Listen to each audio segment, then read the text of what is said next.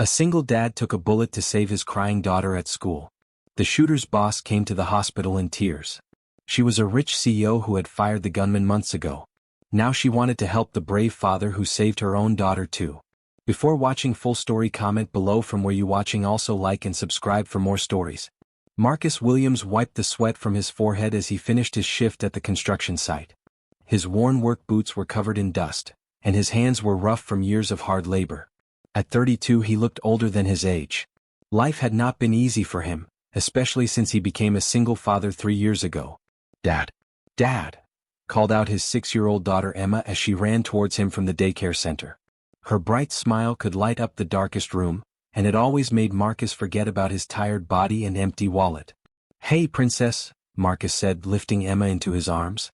"How was school today? I drew you a picture," Emma said, pulling out a crumpled paper from her backpack. It showed 2 stick figures holding hands under a big yellow sun. "That's us, Dad. We're happy together." Marcus felt his heart warm up. No matter how hard life got, Emma always reminded him of what truly mattered. They had each other, and that was enough. They walked home to their small apartment on the 3rd floor of an old building. The rent was cheap, but the walls were thin and the elevator never worked. Marcus didn't mind climbing the stairs.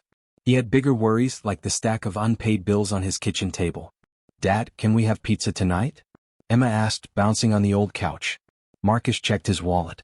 He had $27 until his next paycheck. "How about we make sandwiches instead? We can pretend we're having a picnic inside." Emma clapped her hands. "Yes. Indoor picnics are the best." Marcus smiled. Emma never complained about their simple life. She found joy in everything, just like her mother used to. Sarah had died in a car accident when Emma was only 3. Since then, Marcus had been both mother and father to his little girl. After dinner, they sat together reading Emma's favorite storybook. Marcus had read it so many times that he knew every word by heart.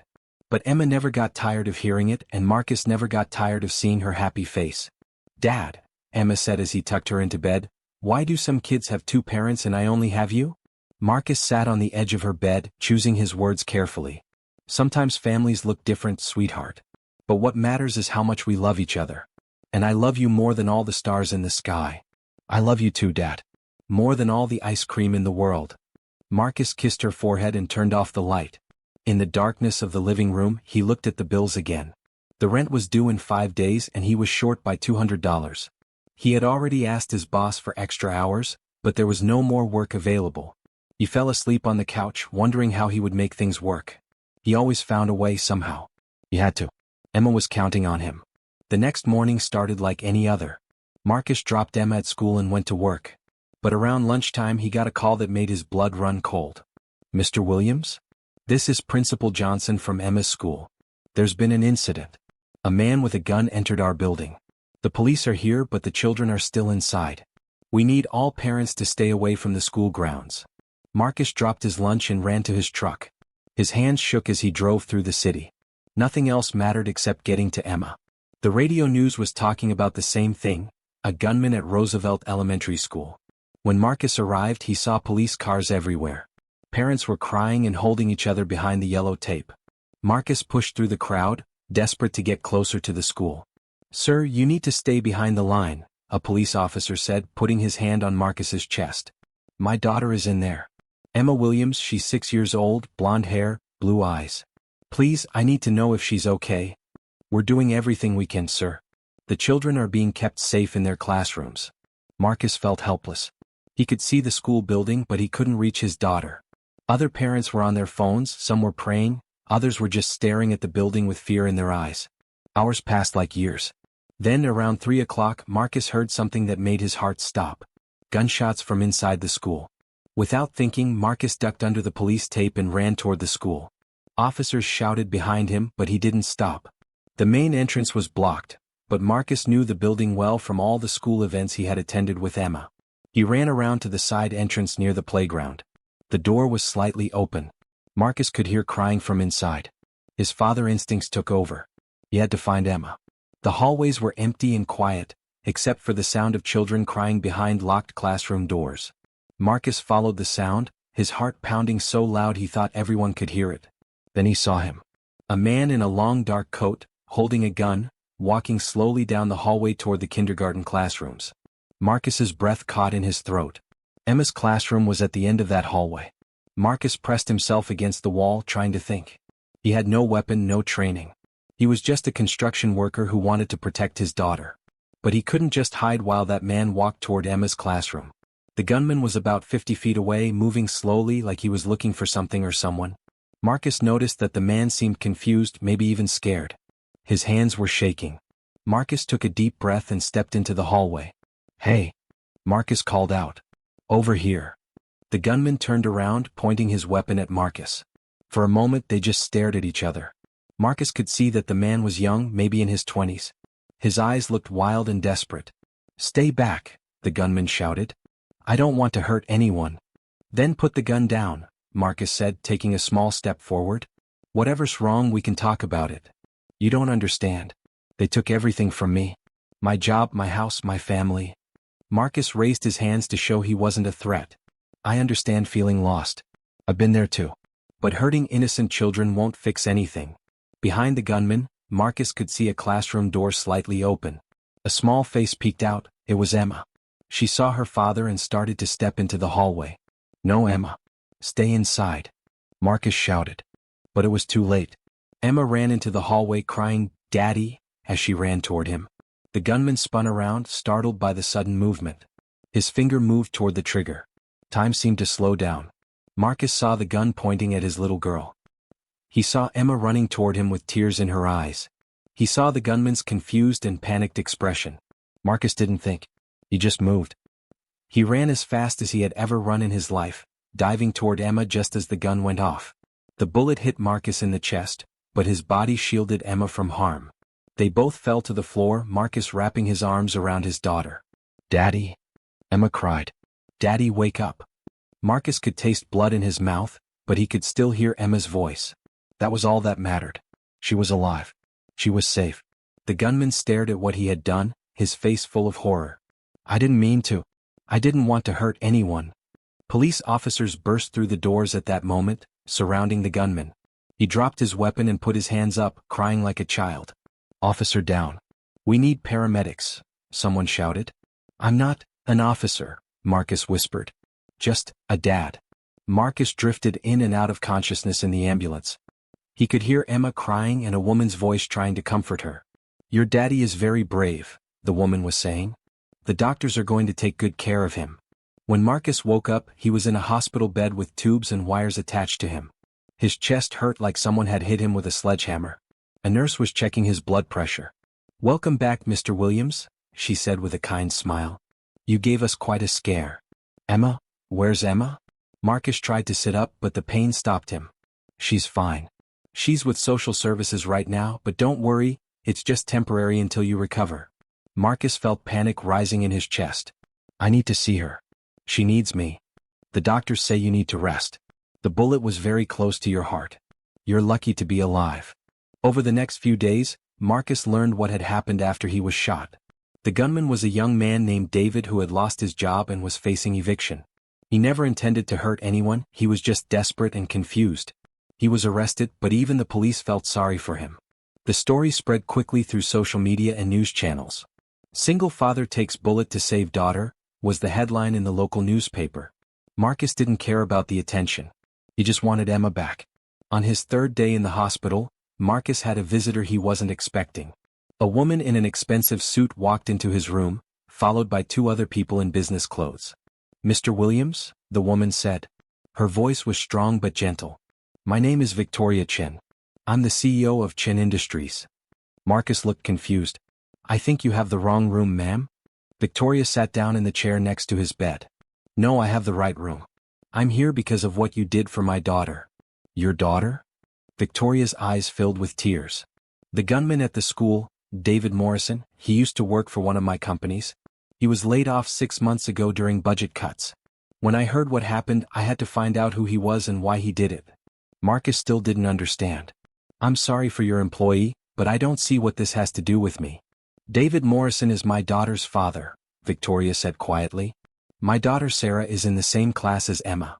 Marcus's eyes widened. He remembered little Sarah from school events. A quiet girl with dark hair who always sat next to Emma during story time. Victoria continued, When David couldn't find work, he lost his apartment. Sarah had to move in with my mother while David lived in his car. I didn't know how bad things had gotten for him.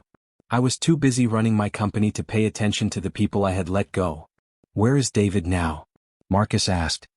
He's in jail waiting for trial. But Mr. Williams, what you did that day, you didn't just save your own daughter. You saved my daughter too. You saved all those children. Victoria wiped her eyes. I've been so focused on profits and growth that I forgot about the human cost of my decisions. David wasn't a bad man. He was just a desperate father who couldn't provide for his child. Marcus felt sorry for David despite everything. What will happen to Sarah? That's part of why I'm here, Victoria said. I want to help.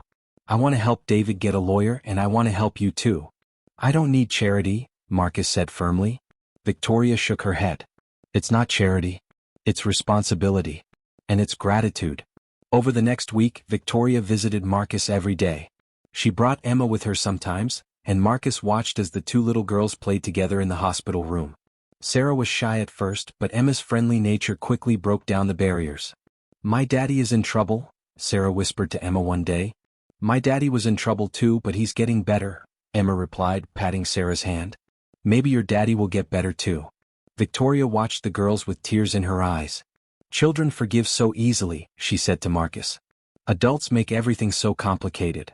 Marcus had been thinking a lot about forgiveness. Have you talked to David?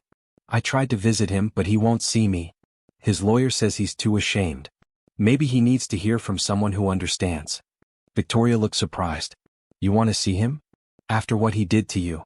Marcus touched his chest where the bandage covered his wound. He didn't shoot me because he's evil. He shot me because he was desperate. I've been desperate too. I know what that feels like. A few days later, Victoria arranged for Marcus to visit David in jail. Marcus was still weak from his injuries, but he felt this was important. David looked terrible. He was thin and pale, with dark circles under his eyes. When he saw Marcus, he started crying immediately. I'm so sorry, David sobbed. I never meant to hurt you. I never meant to hurt anyone. I lost everything. I didn't know what to do. Marcus sat across from David, separated by bulletproof glass. I know. I have a daughter, David continued. Sarah. She's 6 years old. I couldn't provide for her. I couldn't even afford to buy her food. What kind of father does that make me? It makes you human, Marcus said. We all struggle. We all make mistakes. David looked up at Marcus with confusion. How can you not hate me? I shot you. I could have killed you. Marcus was quiet for a moment. Because I see myself in you. I see a father who loves his daughter so much that the pain of failing her drove him to desperation. But what I did was wrong. Yes, it was wrong. But that doesn't mean you're a bad person. It means you need help. They talked for an hour. Marcus learned that David had been living in his car for 2 months, showering at gas stations and eating at food banks. He had applied for hundreds of jobs but kept getting rejected. The day of the shooting, he had received an eviction notice for storage unit where he kept his last possessions. I wasn't planning to hurt anyone, David explained. I just wanted to talk to someone at the school to explain why I couldn't pick up Sarah anymore. But when I saw all the police cars that had followed me, I panicked. I thought they were going to arrest me for being homeless. Marcus understood now.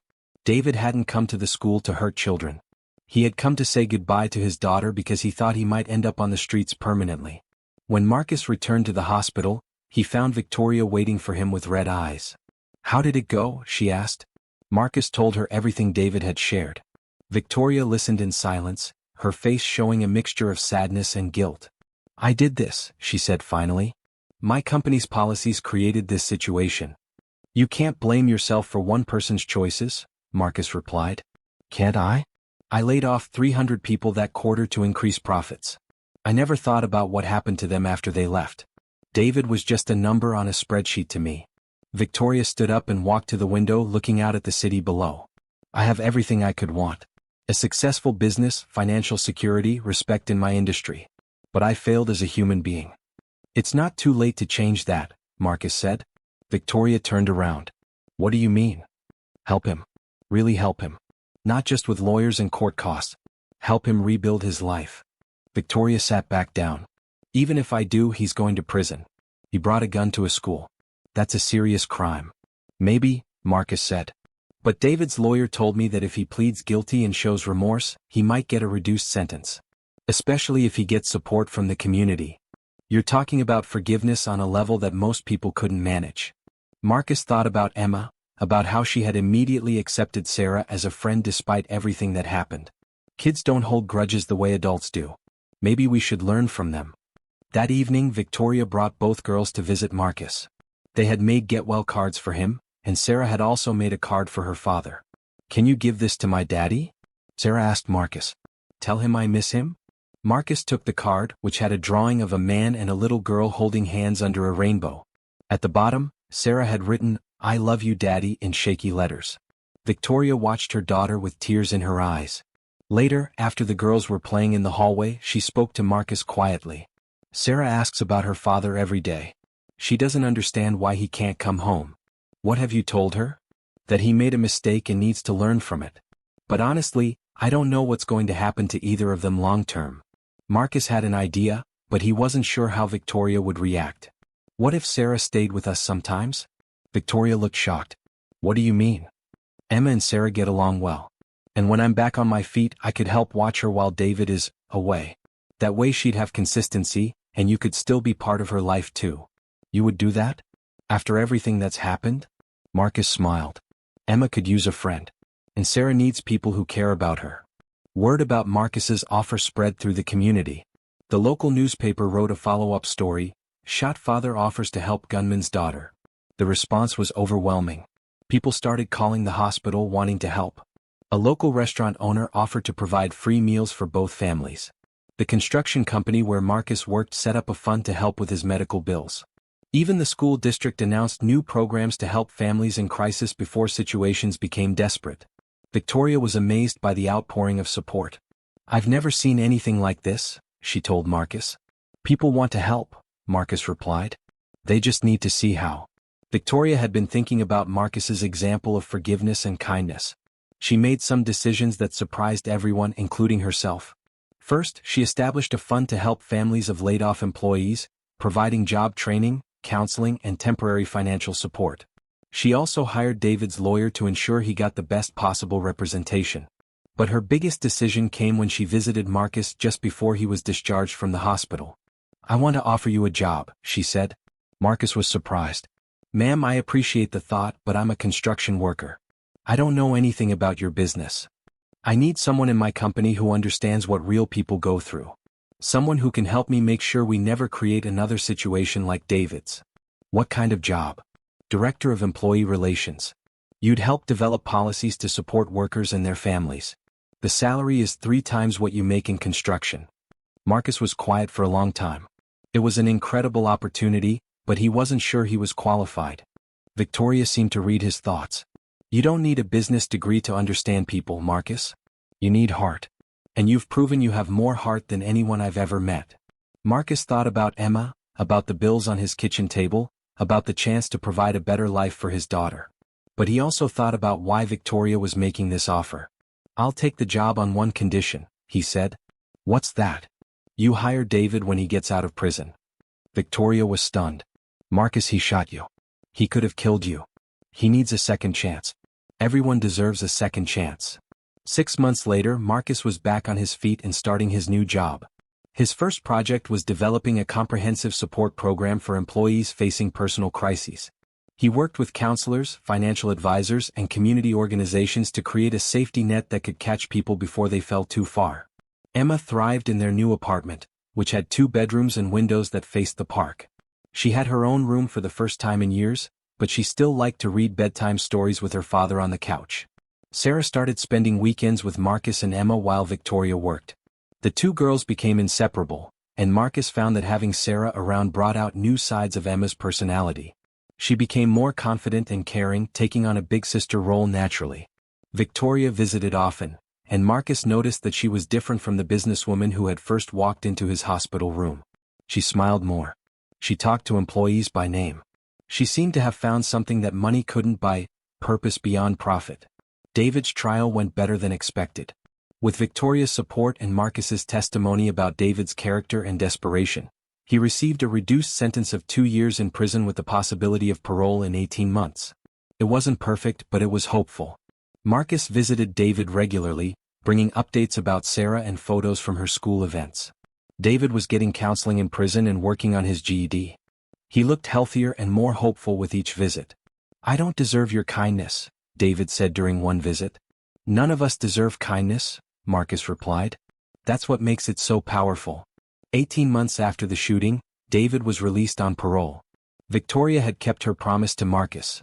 There was a job waiting for David in the warehouse of one of her smaller companies. It wasn't glamorous work, but it was honest work with good benefits and room for growth. The day David was released, Marcus was there to pick him up. They drove in silence for most of the trip, both men lost in their own thoughts. "Are you nervous about seeing Sarah?" Marcus asked as they pulled into the parking lot of the community center where Victoria was waiting with the girls. David nodded. "What if she doesn't remember me? What if she's angry?" "She's 6 years old," Marcus said gently.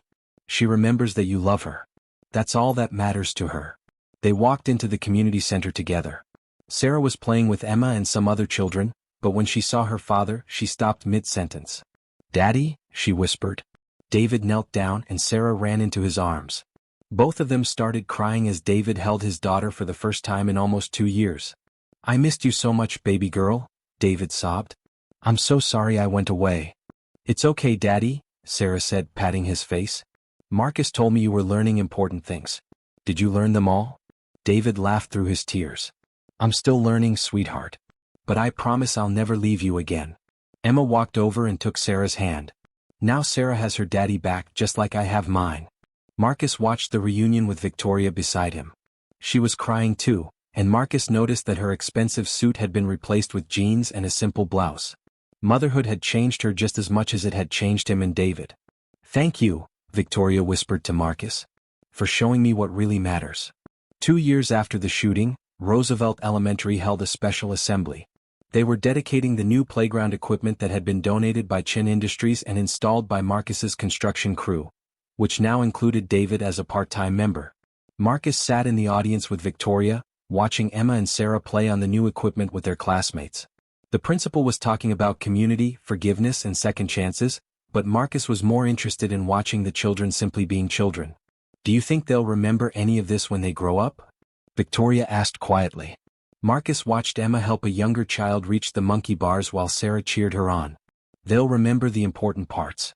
They'll remember that people can change, that families come in different shapes, and that love is more powerful than fear." After the assembly, David joined them on the bleachers. He was wearing his work uniform and looked tired but happy. His relationship with Sarah was stronger than ever, and he had recently moved into a small apartment just a few blocks from Marcus and Emma. "I've been thinking about that day," David said, referring to the shooting for the first time in months. "Not about the mistakes I made but about what happened after. How all of you chose to help instead of hate." "That's what people do," Marcus replied. "When they're not desperate, they choose kindness." Victoria nodded. "I've learned that business success means nothing if you're not making life better for people. The company is doing better than ever, but more importantly, we're doing right by our employees." Marcus's employee support program had become a model for other companies. He had been invited to speak at conferences and had even been featured in a national magazine. But he preferred the quiet satisfaction of knowing that other families wouldn't have to face the desperation that had driven David to his breaking point. 5 years after the shooting, Marcus received an invitation that surprised him. It was a high school graduation announcement for Sarah Morrison. He realized with a shock that the little 6-year-old who had lost her father for a while had grown into a young woman ready to face the world. The graduation ceremony was held on a warm June evening. Marcus sat with Victoria, David, and Emma, who was now 11 and starting to look more like her mother every day. Sarah's name was called and she walked across the stage with confidence. She had grown up to be a beautiful, intelligent young woman who volunteered at homeless shelters and wanted to study social work in college. During her valedictorian speech, Sarah talked about second chances, forgiveness, and the power of community. She mentioned her father's struggles and recovery, Victoria's transformation from a profit-focused CEO to a community-minded leader, and Marcus's example of turning pain into purpose.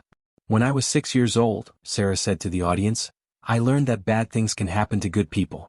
But I also learned that good people can choose to respond with love instead of anger. That choice changes everything." After the ceremony, Sarah hugged each of them. When she got to Marcus, she held on a little longer. "Thank you," she whispered. For saving my dad as much as you saved me. Marcus felt tears in his eyes. You saved yourselves. I just helped you get started. 10 years after the shooting, Marcus was invited back to Roosevelt Elementary for another special event. The school was unveiling a memorial garden dedicated to courage, compassion, and community. Marcus walked through the garden with Emma, who was now 16 and volunteering at the same community center where her father worked part-time while maintaining his role at Victoria's company. Dad, Emma said, stopping in front of a plaque that told the story of the shooting and its aftermath, do you ever regret what you did that day? Marcus considered the question. His chest still ached sometimes where the bullet had hit him. He had scars that would never fully fade. But he looked at the garden full of children playing, at the community that had grown stronger through tragedy, at the lives that had been changed for the better. The only thing I regret, Marcus said, is that it took a crisis for all of us to realize how much we needed each other. David appeared beside them, older now but with eyes that held peace instead of desperation. He worked full-time for Victoria's company and had been promoted to shift supervisor. More importantly, he had become a mentor for other men struggling with unemployment and family challenges. The support group meeting went well tonight, David reported. We had 3 new members, all referred by the Employee Assistance Program. Victoria joined them, her hair now showing streaks of gray but her face radiant with purpose. Her company had become known not just for its profits but for its progressive employee policies. She had remarried, a man who shared her commitment to social justice, and had found the balance between professional success and personal fulfillment that had eluded her for so many years. Sarah walked over with her own daughter, a toddler named Emma in honor of the girl who had become like a sister to her. Sarah now worked as a social worker specializing in family crisis intervention, and she was pursuing a master's degree in public policy. As they stood together in the memorial garden, watching children play where tragedy had once struck, Marcus reflected on the unexpected journey that had brought them all together. The shooting had lasted only minutes, but its aftermath had created relationships that would last lifetimes. It had taught them all that healing was possible, that forgiveness was powerful, and that communities could choose to respond to crisis with love instead of fear. You know what the best part is? Emma said, breaking into her father's thoughts. What's that, princess? Emma smiled, and Marcus saw in her face the same joy and optimism that had sustained him through the hardest times. We're not just a family anymore. We're a community. And that makes us all stronger. Marcus hugged his daughter close and looked around at the family they had chosen and built together, Victoria with her newfound purpose, David with his hard-won redemption, Sarah with her bright future, and little Emma with her innocent wisdom. The single father who had taken a bullet to save his daughter had discovered something more powerful than he had ever imagined. Love multiplied when it was shared, healing happened when people chose hope over fear, and sometimes the most broken situations could create the most beautiful outcomes. As the sun set over the memorial garden, Marcus Williams knew that he was exactly where he was supposed to be, surrounded by the people who mattered most, living proof that kindness could change the world one heart at a time. 20 years later, Marcus Williams retired from his position as Director of Employee Relations at Chin Industries. His farewell party was attended by hundreds of people whose lives had been touched by the programs he had developed and the example he had set. Emma, now a teacher herself, stood up to speak about her father. When I was 6 years old, she began, I thought my dad was just someone who built buildings. Now I know he was actually building something much more important. He was building bridges between people, hope for families in crisis, and a legacy of kindness that will outlast any building. The audience included dozens of families who had been helped by the Marcus Williams Family Crisis Fund, young people who had benefited from the David Morrison Second Chance program, and business leaders who had adopted Victoria's model of compassionate capitalism. David, now a grandfather himself and the Director of Community Outreach for Chin Industries, presented Marcus with a photo album filled with pictures of all the families who had been helped over the years. You taught us that heroes don't wear capes, David said, his voice thick with emotion. They wear work boots and carry lunch boxes and love their children so much that they're willing to sacrifice everything to protect them. Victoria, now in her 70s but still actively involved in her company's charitable work, had the final word. Marcus Williams took a bullet meant for his daughter, she said. But he did something even more remarkable than that. He took the pain of that moment and transformed it into purpose. He took his own struggle as a single father and turned it into strength for other struggling families. He took a tragedy that could have divided our community and used it to bring us together. She paused, looking directly at Marcus. You taught us all that love is not just a feeling, it's a choice we make every day. And when we choose love over fear, forgiveness over anger, and hope over despair, we change not just our own lives, but the lives of everyone around us. As Marcus looked out at the faces in the crowd, faces of different ages, races, and backgrounds, all united by the belief that people could change and communities could heal, he thought about the scared single father he had been 20 years ago. That man had been worried about paying rent and providing for his daughter. He never could have imagined that a moment of desperate courage would lead to a lifetime of purpose and a community of love. But that's the thing about kindness, Marcus reflected. You never know where it will lead. You just know that it's the right thing to do. The little girl who had run into that school hallway 20 years ago was now a woman with children of her own, teaching them the same lessons about courage and compassion that her father had taught her. The businessman who had lost his way and made a terrible mistake had become a beacon of hope for others struggling to find their path. The CEO who had valued profits over people had learned to measure success by the lives she improved rather than the money she made. And the single father who had taken a bullet for a crying child had discovered that sometimes the greatest gift you can give the world is simply refusing to let trauma turn you bitter. As the evening wound down and people began to leave, Marcus found himself alone with Emma in the empty conference room. She was now 36, married to a kind man who understood that heroes sometimes came in the form of construction workers, and the mother of 2 children who called Marcus Grandpa, and thought he was the bravest man in the world. "Dad," Emma said, taking his hand in hers, "I want you to know that everything good in my life started with that moment when you chose to run toward danger instead of away from it." Marcus smiled, feeling the same warmth in his chest that he had felt all those years ago when Emma ran toward him in that school hallway. "Princess, everything good in my life started the day you were born. Everything else was just me trying to be worthy of being your father." They sat together in comfortable silence, father and daughter, surrounded by the evidence of a life well lived and a legacy that would continue long after they were gone. Outside, the city sparkled with lights from thousands of homes where families were gathered together, where children were being tucked into bed with stories of heroes and hope, where single parents were facing their struggles with the knowledge that they were not alone. And in one small way, because of the choice one man made to love rather than hate, to forgive rather than condemn, and to build rather than destroy, the world was a little bit better than it had been the day before. That, Marcus thought as he watched his daughter gather her things, was all any father could hope for. The single father's heart had saved more than just his daughter that day. It had saved them all.